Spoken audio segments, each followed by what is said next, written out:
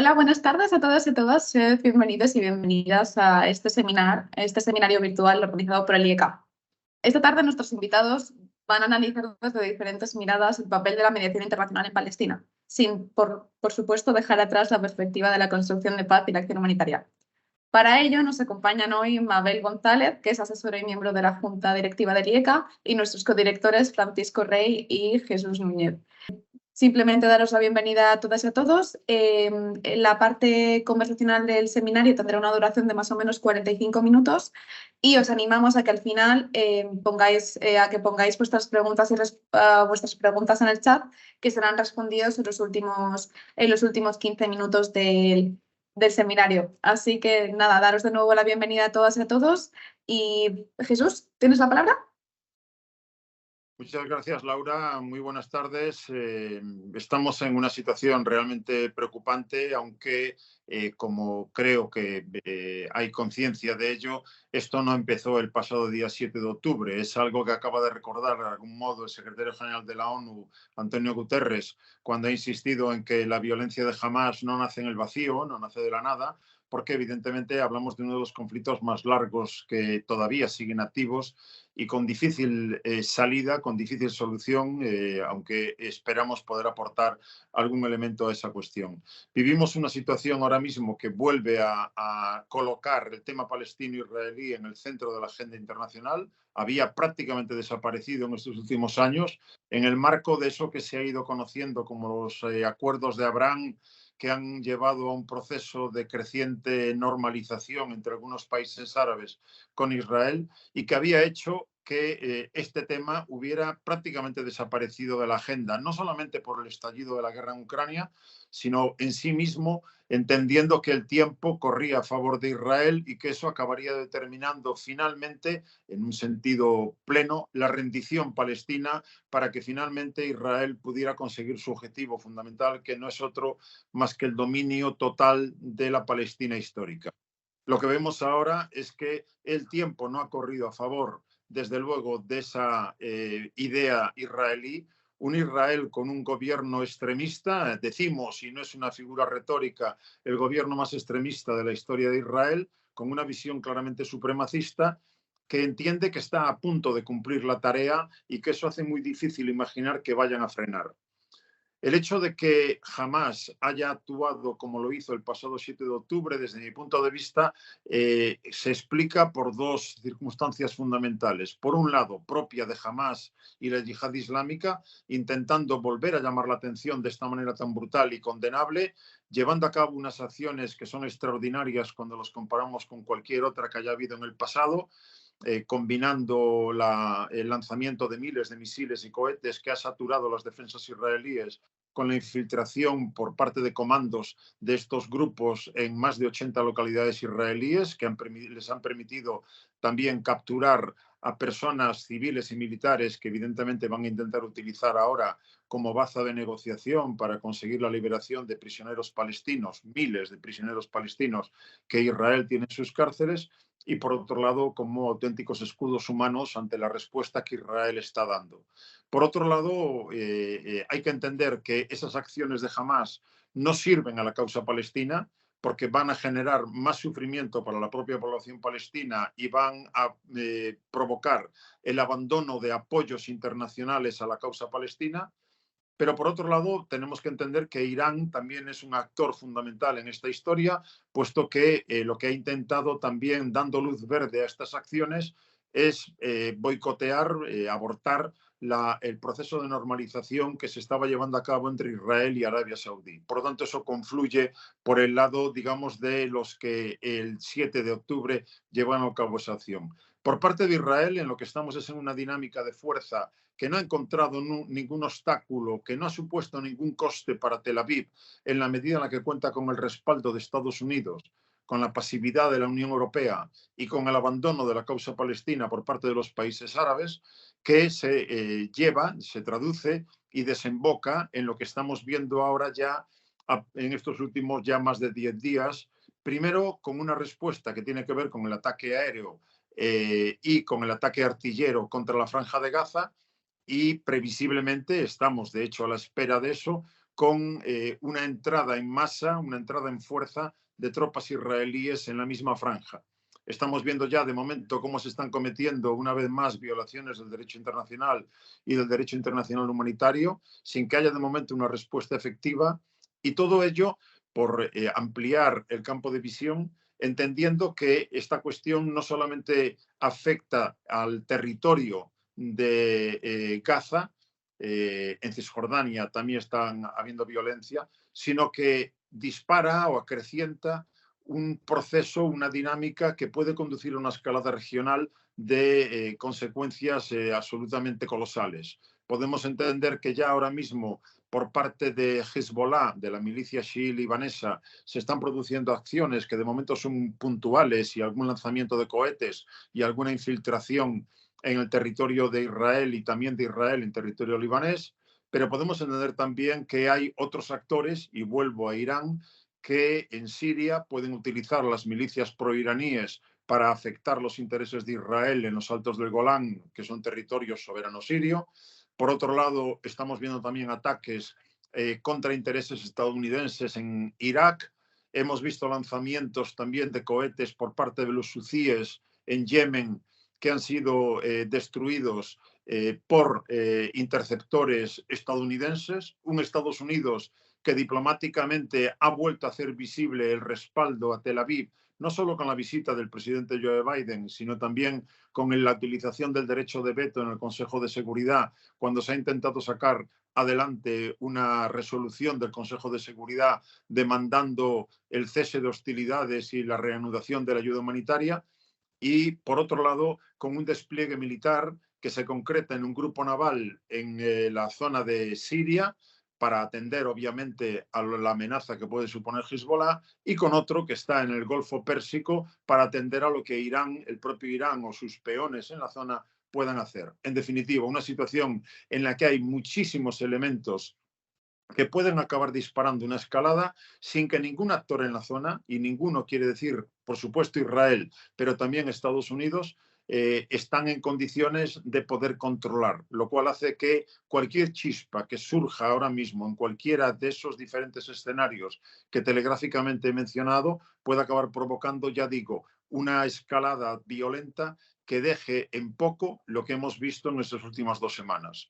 Creo que eso nos dibuja básicamente un panorama altamente preocupante, en donde, ya digo, de momento ya se acumulan miles de muertos y miles de heridos, fundamentalmente dentro de la franja de Gaza, pero insisto, sin que eso sea el total del escenario a contemplar, y comprobando mientras tanto cómo tanto Egipto como Jordania han marcado de forma nítida una clara línea roja, entendiendo que no van a admitir que haya población de Gaza y población de Cisjordania que entre en sus propios territorios, por comprender que eso les crearía más problemas. En definitiva, una situación altamente explosiva, y no descubro nada al decir eso, en donde se hace difícil imaginar que ahora mismo se pueda poner en marcha un proceso de paz o un proceso de negociaciones que frene esa dinámica que nos puede llevar, después de 6 guerras árabe-israelíes y después de 2 intifadas palestinas, a un nuevo episodio violento de dimensiones como mínimo regionales. En fin, lo dejaría aquí para dar paso a otras variables que podrán comentar tanto Mabel como Francisco Rey. Muchas gracias, Jesús. Mabel. Gracias, gracias a todos. Sí, bueno, por continuar con la línea que marcaba Jesús, y antes de entrar directamente a las perspectivas de una posible mediación internacional, yo creo que hay mucho valor en lo que ahora decía Jesús y ayer marcaba el secretario general de la ONU, de definir, que ampliar el foco de la mirada, ¿no? Y rechazar esta perspectiva que desde algunos sectores interesadamente se quiere promover, de que todo esto comienza el 7 de octubre y esto se va de terrorismo y derecho de Israel a la defensa. Solamente como breve introducción, querría decir que los grupos terroristas y algunos grupos insurgentes, cuando recurren a la violencia terrorista, en muchos casos buscan provocar una respuesta irracional. Y saben que el daño que pueden hacer es amplio, duro, pero limitado, pero en muchas ocasiones saben también que la sobrereacción de la potencia atacada puede hacerle más daño a esa potencia que el propio ataque inicial terrorista.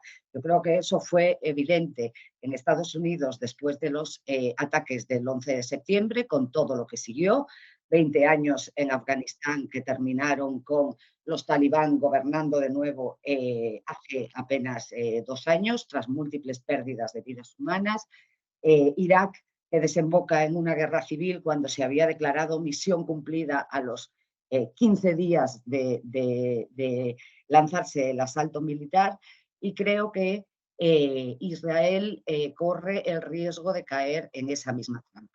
Pero en todo caso, creo que, porque creo que los objetivos que Israel se fija, que son destruir a Hamás, eliminar el terrorismo, buscar una solución al asunto de los rehenes y defender a sus ciudadanos y sus objetivos, solamente ya el primero de ellos, que sería destruir a Hamás, supondría o va a suponer, dependiendo, no sabemos cuándo, una guerra brutal de semanas o incluso meses de guerra urbana, combate en esos túneles subterráneos, muchos más miles de víctimas civiles en la Franja de Gaza, etc.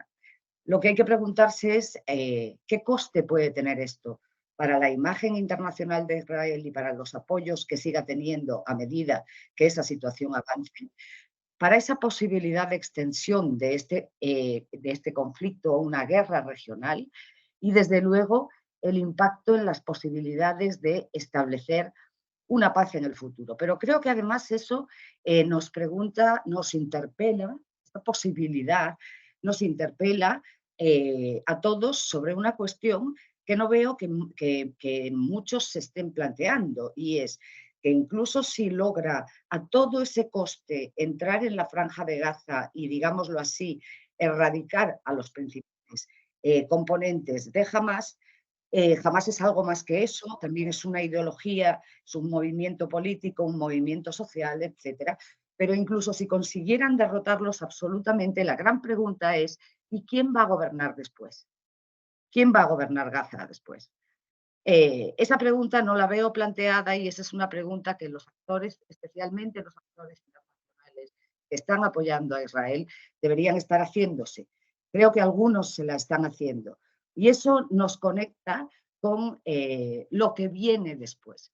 Y lo que viene después necesariamente va a tener que ser, por más que en este momento el trabajo de la diplomacia sea extremadamente difícil, y difícil por muchas razones, y por eso en este momento la diplomacia está centrada en asuntos como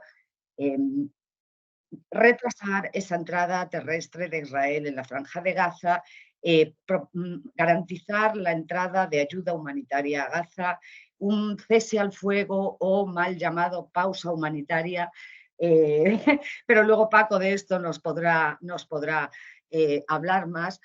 Pero lo que tenemos también que plantearnos es qué va a venir en el medio y el largo plazo después de esto. Porque este conflicto, como Suso mencionaba, no comenzó ayer, ha pasado por muchas guerras, ha pasado por muchísima destrucción.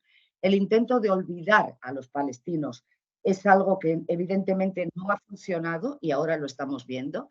Y entonces va a ser necesario que alguien piense en el largo plazo, y no solo, también en estas acciones de corto plazo para liberar rehenes, garantizar acceso humanitario, hacer advocacy por la protección de los trabajadores humanitarios, de los periodistas en el terreno, etcétera, tratar de retrasar esa ofensiva, tratar de evitar que esa guerra se extienda, pero a su vez hay que pensar en cómo en el futuro se va a poder crear un proceso de negociación que ahora es casi imposible de mirar, pero que necesariamente, si se quiere resolver este conflicto, tendrá que retomarse. Termino este turno para decir qué necesitamos para que eso en el futuro pueda emerger. Y hay que recordar que después del fin de la guerra del Yom Kippur, 6 años después se firmaron los acuerdos entre Israel, Egipto, la normalización, digamos, no normalización, que esto es una palabra más moderna, pero la los mínimos acuerdos con Jordania, con Siria, etc. Entonces tenemos que pensar en el largo plazo. 4 elementos que necesitamos para que pueda haber algún tipo de proceso de paz en el futuro. Necesitamos líderes que estén dispuestos a pagar el precio de la paz. Y los necesitamos en los dos lados. Y los necesitamos a nivel internacional. Es decir, necesitamos también a Estados Unidos, a quien iré más tarde, dispuesto a asumir algunos costes internos y externos para empujar a las partes hacia la paz. Necesitamos que las partes se apropien de ese proceso de paz, porque sabemos por la experiencia de otros lugares que los procesos no funcionan si son impuestos desde fuera y no funcionan si son especialmente impuestas condiciones injustas desde fuera. Necesitamos una mediación eficaz. Es evidente siempre el mediador, un mediador interesado, un mediador no imparcial, pero el mediador que ha querido jugar este papel ha sido Estados Unidos. Creo que en este momento, para poder hacer un papel en ese sentido, Estados Unidos debería resolver algunos problemas de coherencia en su política externa y debería apoyarse en algunos otros actores que pueden ayudar, que tienen interés y que tienen buenas relaciones con los múltiples actores de la región. Y ahí no hablamos solamente de Qatar o de Egipto o de Turquía, sino que hablamos de China y podríamos hablar de Rusia. Si las circunstancias no nos dijeran que esto es hoy casi inviable. Y finalmente necesitaremos, iremos a eso después también, una serie de principios sobre el objetivo final en el que ambas partes puedan estar de acuerdo. Y esa tiene que ser una separación que vaya de la mano de una negociación. Puede ser la vieja solución de los dos estados que por los hechos en el terreno está prácticamente muerta y que muchos diplomáticos dan por muerta.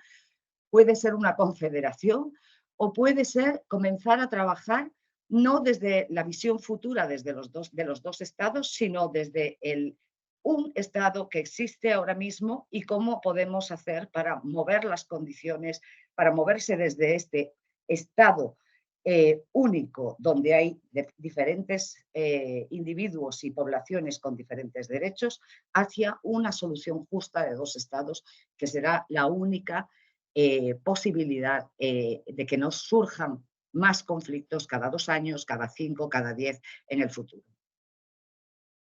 Gracias, Mabel. Francisco. Hola, buenas tardes, muchas gracias. Buenas tardes, Suso, Mabel y Laura. Y sí, cuando preparábamos este pequeño diálogo, veíamos que un poco en relación además con las especializaciones del IECA, dedicar algún espacio a la reflexión sobre las cuestiones humanitarias en esta guerra. En todas las guerras, lamentablemente, los temas humanitarios pues hay que hablar de ellos.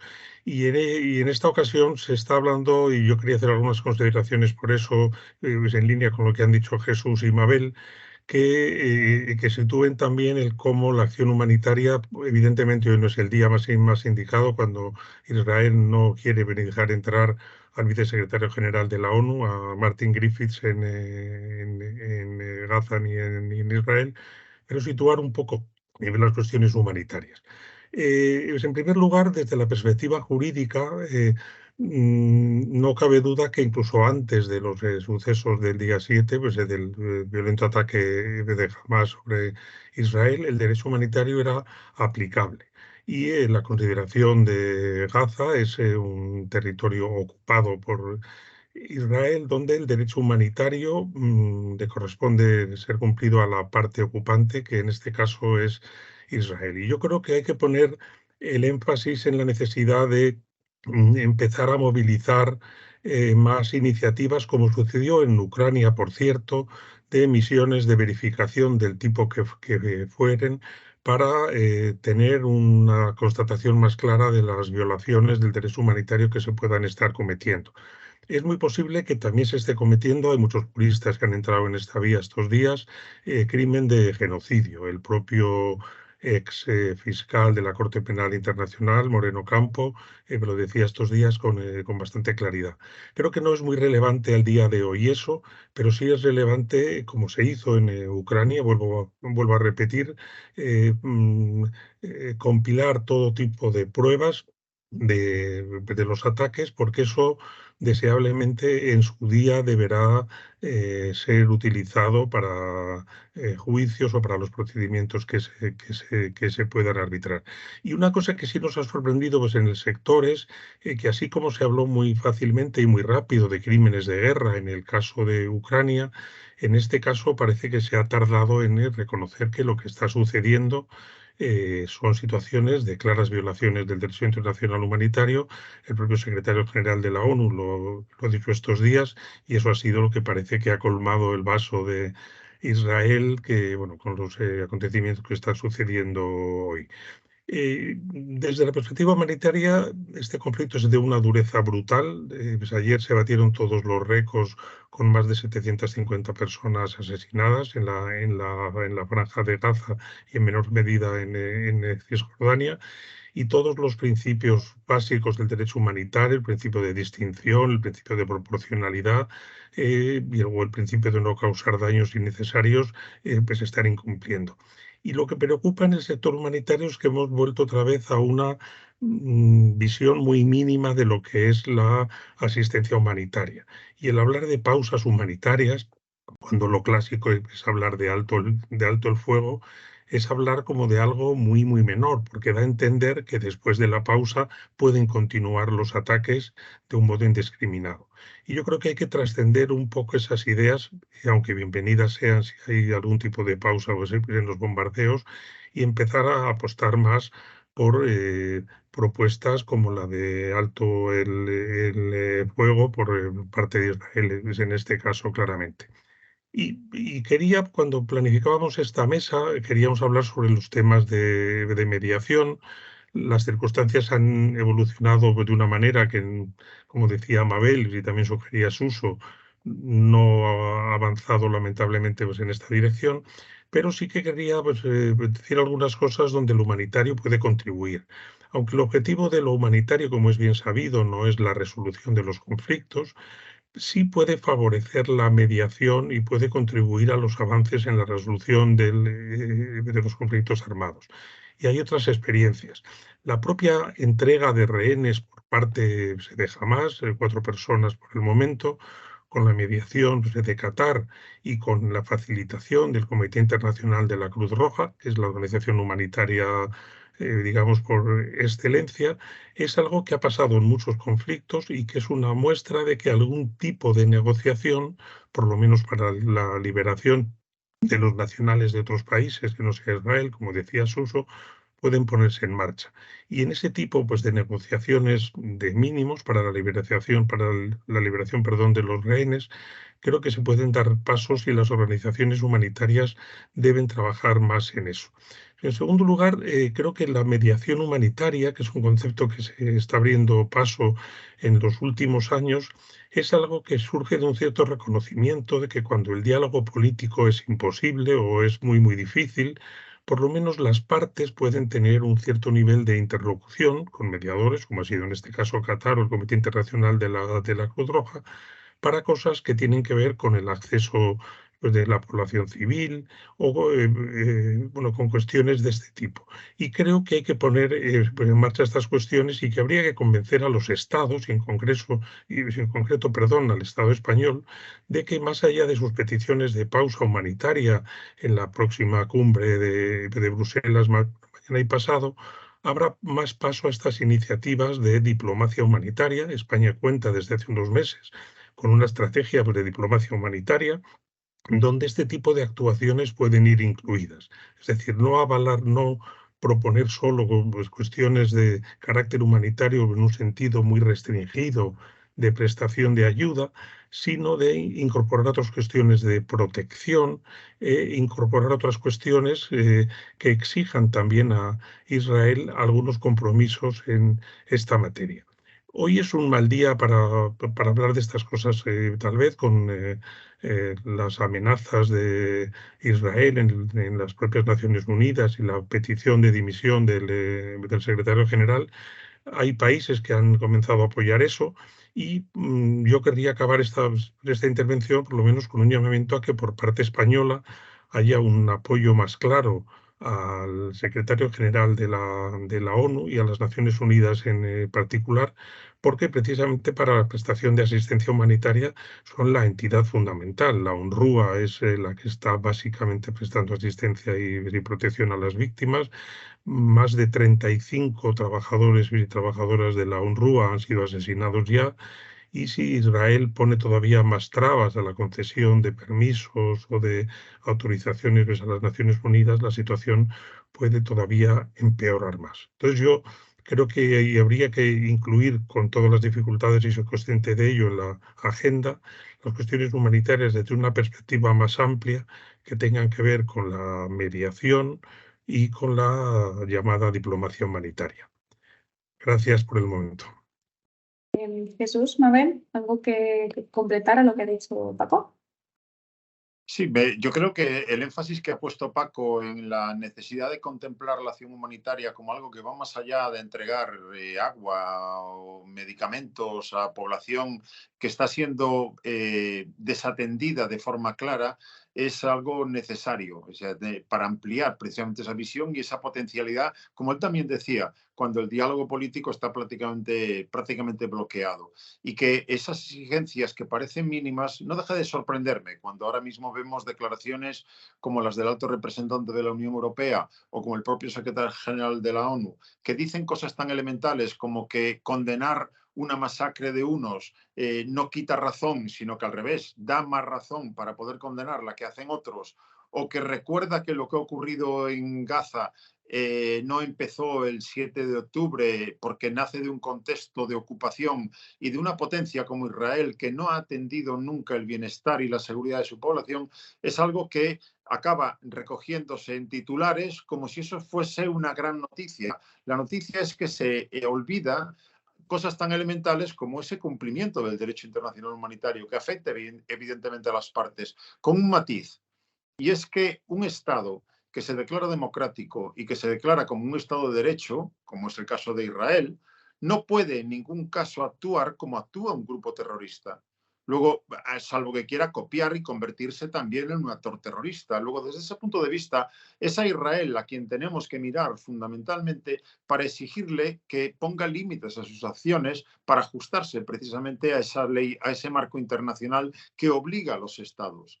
Eso no supone equidistancia, no supone olvidarnos de las aberraciones que ha cometido Hamás, pero evidentemente no podemos tratar igual una situación que la otra. Y, por desgracia, seguimos viendo en la práctica que Israel sigue contando con una cobertura que en última instancia le da a Estados Unidos, pero que no es el único, que le permite hasta ahora llegar al tipo de amenazas que acaba de plantear su embajador en la ONU a día de hoy.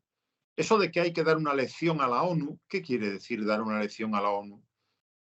Quizás es que Israel, muchos de sus gobernantes y responsables, no han ido a clase durante décadas y no se han enterado de cuáles son las obligaciones de una potencia ocupante para, como digo, cuidar el bienestar y la seguridad de la población ocupada.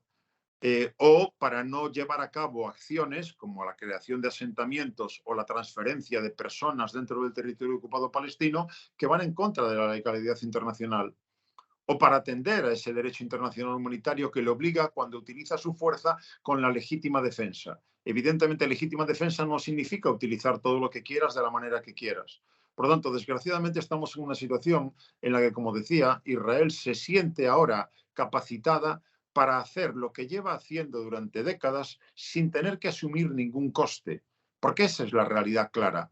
Si entendemos que durante más de 75 años Israel ha llevado a cabo acciones que violan la ley internacional y no ha tenido ninguna consecuencia, pensemos incluso ahora mismo en Ucrania, a la que ya se ha referido Paco antes, y pensemos que a Rusia se le han aplicado por parte de la Unión Europea 11 rondas de sanciones. Y Estados Unidos le ha aplicado sanciones. La ONU le ha aplicado sanciones. ¿Dónde están las sanciones a Israel? ¿O es que nunca ha cometido ninguna violación? Por lo tanto, no debería extrañarnos que un actor que ha visto eso durante décadas sienta que no tiene límites. Y eso es lo que nos lleva hoy a temer que lo que está por venir sea todavía peor de lo que hemos visto en estas últimas 2 semanas. Mabel. Sí, sí, en efecto, lo más racional en el día de hoy es ser profundamente pesimistas. Pero quiero rescatar la importancia del derecho internacional y la importancia de la acción humanitaria, no solo por su valor intrínseco en ambos casos, sino porque además son lo que permitirían la generación de una mínima confianza. A mí me gustaría hablar en este sentido de lo que algunos países están haciendo, de lo que algunos países están planteando en relación con este conflicto, porque de los, digamos, actores tradicionales en esto, pues ya sabemos un poco lo que se puede esperar, aunque necesariamente con Estados Unidos va a haber que contar.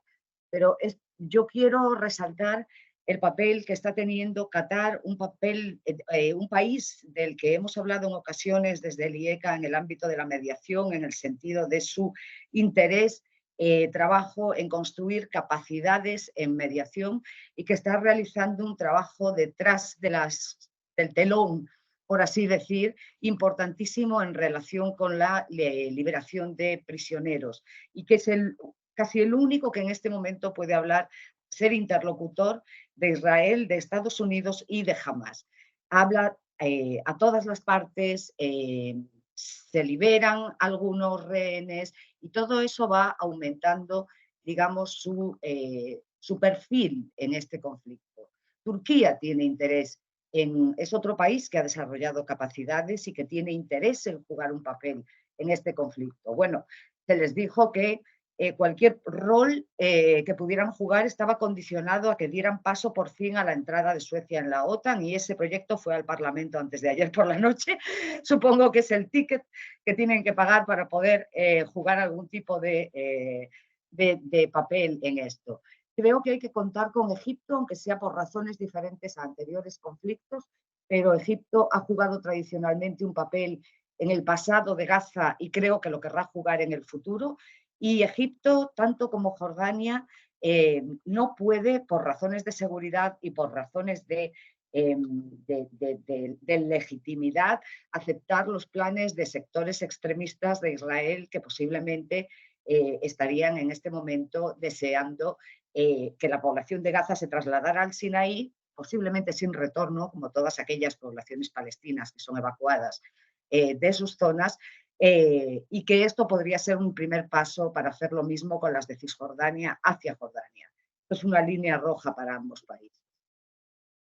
Sobre el tradicional mediador en este conflicto, Estados Unidos, es evidente que siempre ha sido el actor indispensable, ha sido un mediador, no ha sido un mediador imparcial, ha sido un amigo que proporciona a Israel inmensas cantidades de ayuda militar, que le permite, como Suso decía, entre otros, pero de manera muy fundamental, Estados Unidos, hacer un poco lo que quiera en términos de ocupación del territorio, asentamientos, etcétera. Puede haber algunas discrepancias sobre algunas cuestiones, pero que no tienen efecto sobre la realidad en el terreno.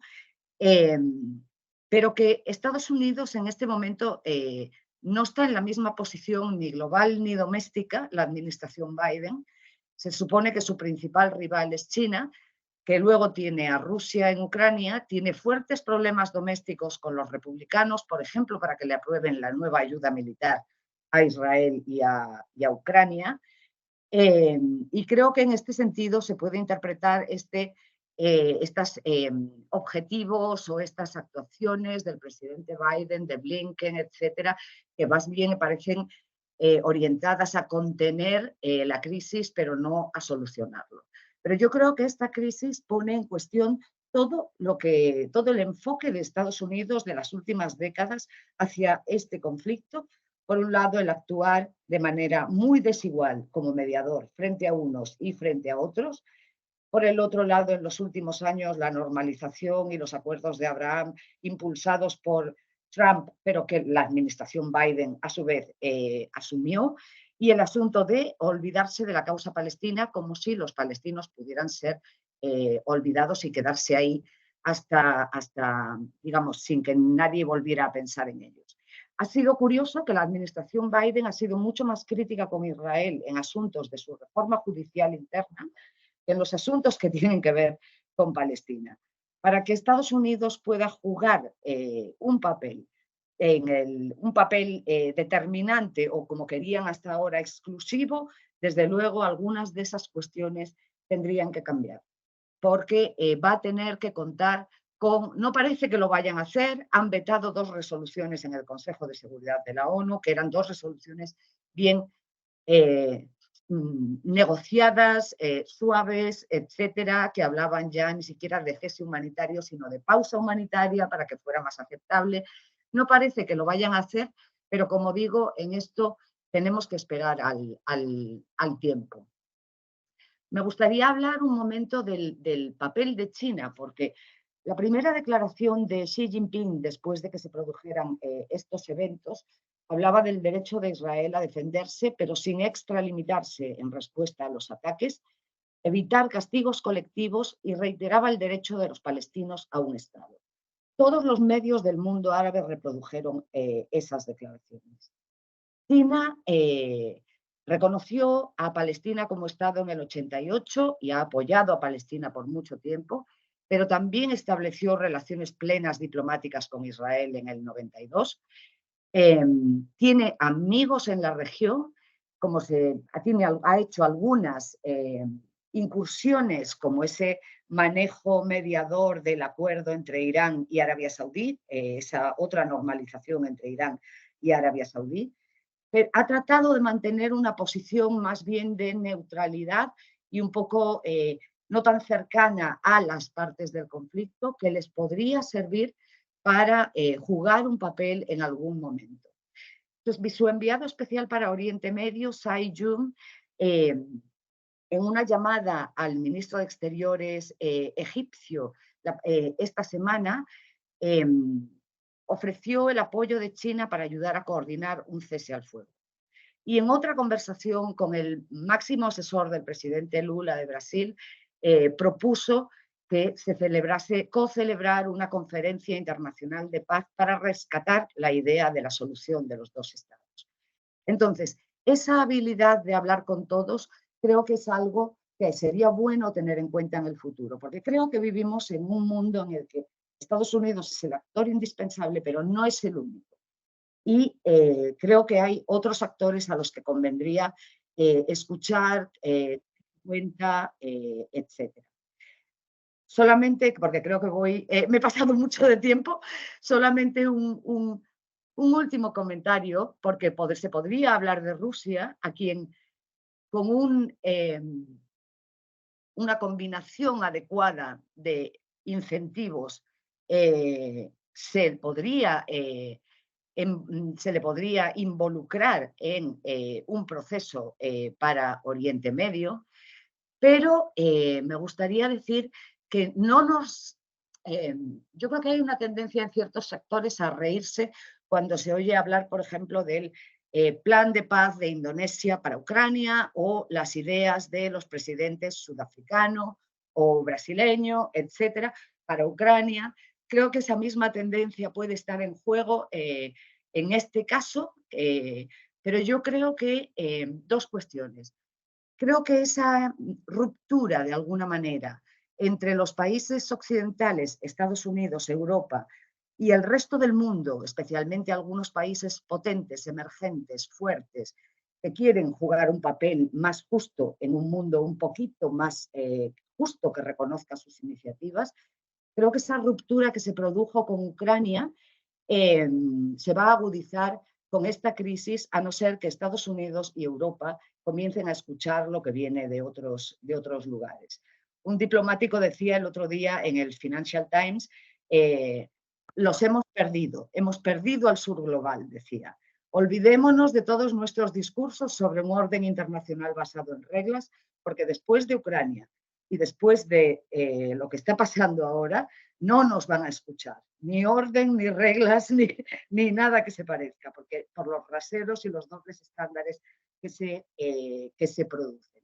Yo sí creo que si queremos pensar a medio plazo en una posibilidad de mediación internacional, es bueno que tengamos también una antena puesta en esas otras propuestas que vienen de otros países que pueden jugar un papel ante la impotencia de los actores tradicionales que estamos viendo claramente ante nuestros ojos. Me he dejado la Unión Europea, pero bueno.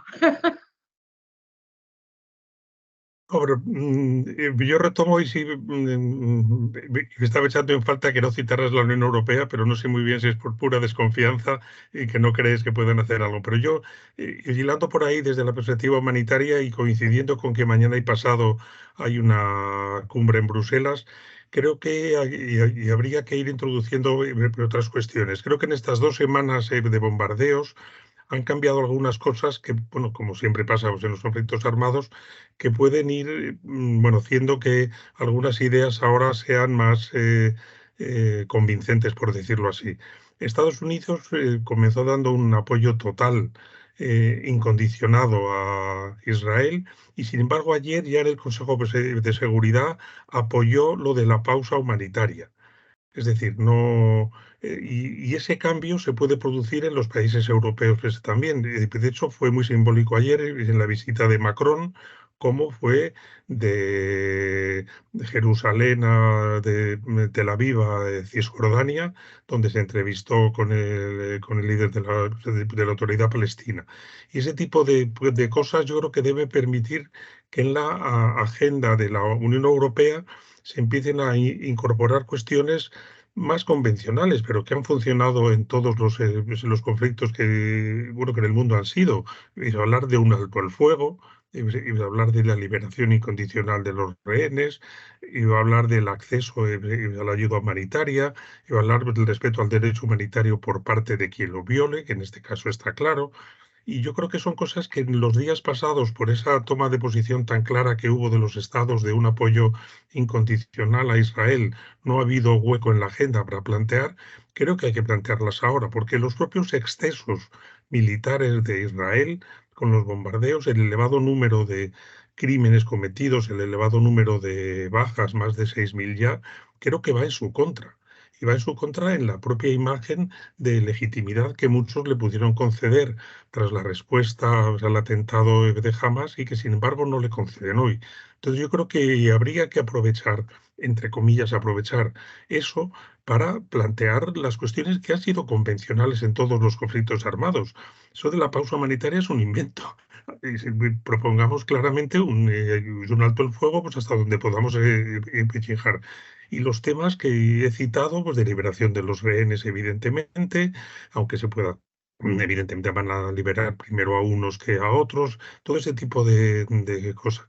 Pero creo que hay que avanzar en una agenda más clásica de forzar el fin de las hostilidades, la mitigación del horrible sufrimiento humano para los civiles en Gaza. Y yo creo que ahora empieza a haber, y ya digo, por los excesos cometidos por parte de Israel, espacio para eso, porque su propia legitimidad internacional, incluso frente a sus socios, se está viendo dañada. Jesús, si quieres te dejamos paso para una última intervención y ya si queréis pasamos a la ronda de preguntas y respuestas. Pues si tenéis algo más que añadir, Paco y Mabel, también sois bienvenidas a hacerlo. Muy bien, 2 cuestiones por mi parte, por ir completando el panorama que estamos intentando dibujar. De momento, una que por completar lo que ya Mabel había empezado a analizar, por completar con Unión Europea. En fin, lo primero que tenemos que destacar con el tema de la Unión Europea es el enorme traspiés cometido por la presidenta de la Comisión Europea, Ursula von der Leyen. No solamente por alinearse con una de las partes de la forma tan clara que lo ha hecho, sin tener mandato ninguno para tomar ese tipo de posiciones, sino que si lo planteo desde una perspectiva que ya hemos sufrido en otras ocasiones, sencillamente eso coloca a la Unión Europea, a nosotros en general, nos coloca en la diana del objetivo de los terroristas yihadistas a nivel internacional. Es decir, en la medida en la que se ve a la Unión Europea alineada con Israel, no podemos olvidar que hay muchos iluminados que sean los llamados lobos solitarios o grupúsculos que se puedan mover en diferentes escenarios de países occidentales, entiendan, por lo tanto, que la Unión Europea, los ciudadanos de la Unión Europea, el territorio de la Unión Europea, también es objetivo de sus acciones violentas. Por lo tanto, es nefasto el error cometido y de momento no ha servido para amortiguar ese coste y ese factor lo que haya podido declarar, como digo, Borrell, en lo que antes comentábamos. La segunda cuestión. Está claro desde mi punto de vista que lo que va a ocurrir a partir de ahora va a poner a prueba todo lo que Paco acertadamente ha señalado y esa idea que ya nos planteaba Mabel inicialmente de ¿y después qué? O sea, ¿quién va a gobernar la Franja de Gaza?